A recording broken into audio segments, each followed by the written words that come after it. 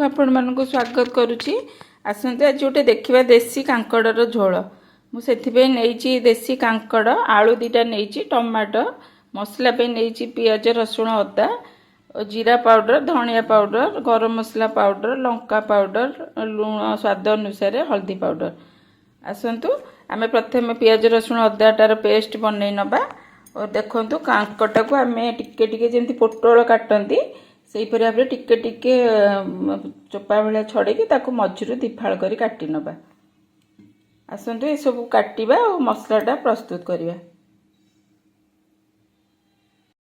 एथर आम कांकड़ तरकारीटा प्रस्तुत कर नबा देखो मु कांकड़ गुड़िक काटी देछि भाव में कांकड़ आलू आसतु या प्रथम भाजी नबा देखो मु कड़ईटा बसई कड़ई सोरिष तेल पकई कांकड़टा प्रस्तुत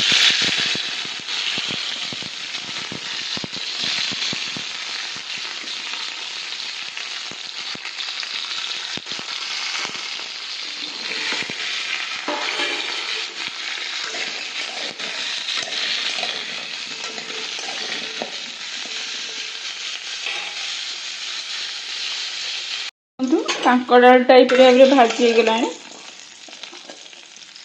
देखो यहीपरि भाव में भाजबे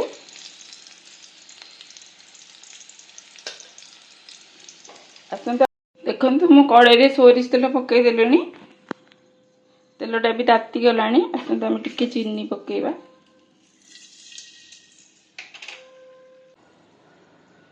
देखो चीनीटा लाल ही आसला फुटण दबा तेजपत्र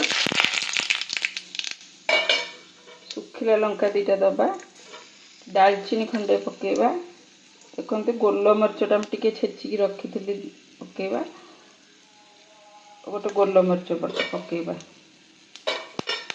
गोटे गुजराती पकेबा देखो टिके ताती आसला आम कटा पियाज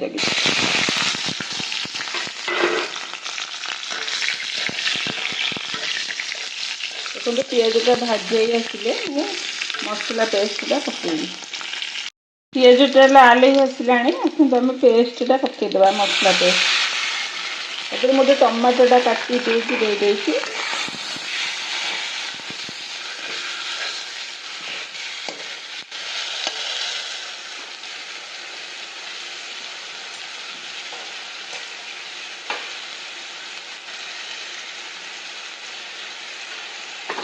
लंका पाउडरटा पकेबा हल्दी पाउडर जीरा पाउडर धनिया पाउडर लुणटा स्वाद अनुसार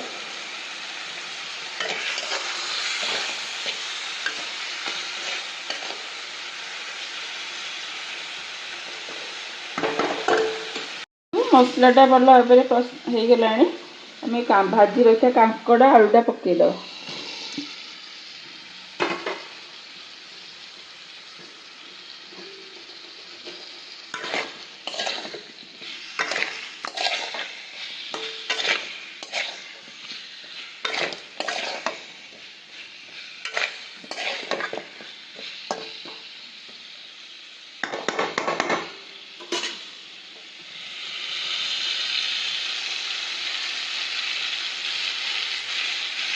तरकारीटा आप प्राय सोरिष तेल करेंगे सोरिष तेल कले तरकारीटा भल टेस्ट आसो चाहिए भी रिफाइन तेल करेंगे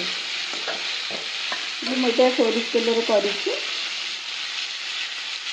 गोटा मसला दालचीनी आ गुजराती देती आप चाहिए लवंग दीटा भी पकई पारे ये गोटा मसला देले तरकारी बास्नाटा पूरा अलग प्रकार आसो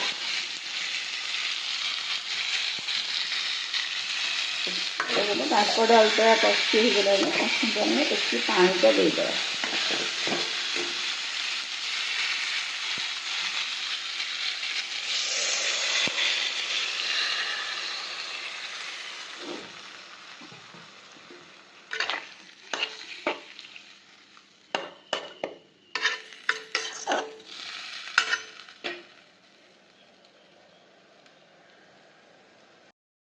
तरकारीटा प्रस्तुत हो गला कांकड़ आलू भी भल भाव सीझीगला देखु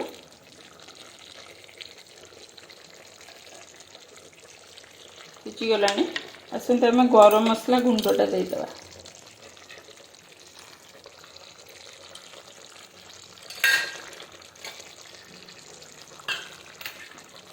ଏଟା ଟିକେ ପାଣି କରି ଦେଇଦେବା।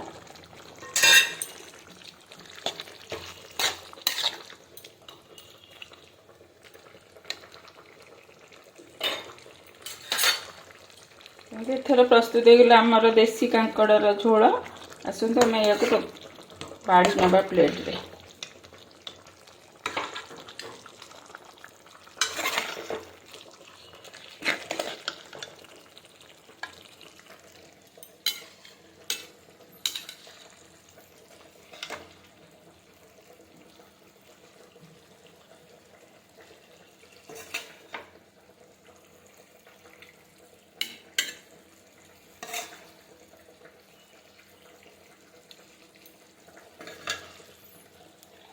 ଦେଖନ୍ତୁ ଏହିପରି ଭାବରେ ଆପଣ ଦେଶୀ କାଙ୍କଡ଼ର ତରକାରୀଟାକୁ ବନେଇବେ। କିପରି ଲାଗିଲା ମୋତେ ନିଶ୍ଚୟ ଲାଇକ୍ ସେୟାର କରିବେ ଆଉ ମୋ ଚ୍ୟାନେଲକୁ ସବସ୍କ୍ରାଇବ୍ କରିବେ। ଦେଖନ୍ତୁ ମୁଁ ତ ୟାକୁ ଲଞ୍ଚରେ ବନେଇଛି। ଆପଣମାନେ ଲଞ୍ଚରେ ବି ୟାକୁ ଭାତ ସାଙ୍ଗରେ ଖାଇପାରିବେ, କିନ୍ତୁ ଗରମ ଗରମ ଲୁଚି ବନେଇ ଆପଣ ଏଇ ତରକାରୀଟାକୁ ଖାଆନ୍ତୁ, ଦେଖିବେ ବହୁତ ଭଲ ଲାଗିବ। କିପରି ଲାଗିଲା ମୋତେ ନିଶ୍ଚୟ କମେଣ୍ଟ ମଧ୍ୟ କରିବେ। ରହୁଛି, ନମସ୍କାର।